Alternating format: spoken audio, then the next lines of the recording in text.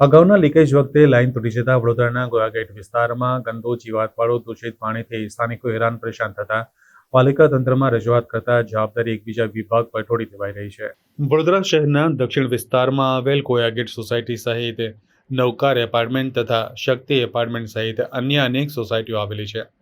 આ વિસ્તારમાં છેલ્લા કેટલાક સમયથી ગંદુ દુર્ગંધવાળું અને જીવાતવાળું પાણી આવે છે।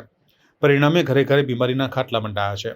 આ અંગે વારંવાર રજૂઆત કરતા એકબીજા વિભાગ અન્ય બીજા વિભાગ પર જવાબદારી ઢોળી દેતા સ્થાનિકોમાં આક્રોશ ફેલાયો છે।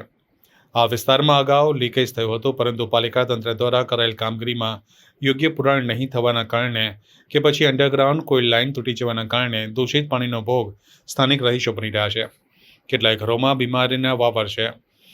જોકે આ અંગે પાલિકા તંત્રમાં પાણી વિભાગમાં રજૂઆત કરતા આ કામ ડ્રેનેજ વિભાગનું હોવાથી અમારા દ્વારા આ કામ કરાવાય નહીં તેવો જવાબ અપાયો હતો।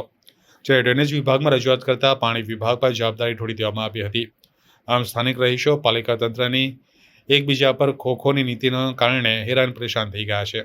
અમારા એપાર્ટમેન્ટમાં બી આવે છે, શક્તિ એપાર્ટમેન્ટમાં એ ટાવર બી ટાવરમાં, અને આ બધું રોડ પર જ પડેલું હોય છે। એટલે માટે આ સમસ્યા દૂર કરે એટલે અમારી વિનંતી છે। કેટલા ટાઈમથી આપ રજૂઆત કરી? હા, 10-15 દાડાથી કમ્પ્લીટ બી કરેલી છે, પણ એ કોઈ આવતા જ ના, ખોદીને મૂકીને ચલા ગયો છે આ લોકો।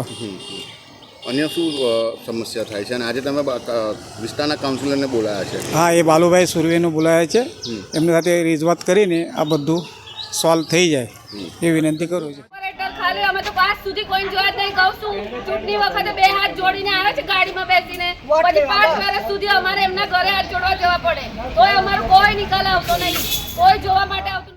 ગંદુ પાણી, દુર્ગંધ મારતું પાણી, લોકોના ઘરોમાં ગંદુ પાણી આવતું હોય તો પણ આપણે કામગીરી હાથ પર ના લેતા હોય, એટલે જે જવાબદાર અધિકારી હશે એના પર કાયદેસર કાર્યવાહી કરો, એને નોટિસ આપો, એવું કમિશનરશ્રીને અમે રજૂઆત કરીશું। આજે પત્ર લખીને કે વહેલી તકે જે આ કામગીરી અધૂરી મૂકી છે કે જેના લીધે લોકો હેરાન થઈ રહ્યા છે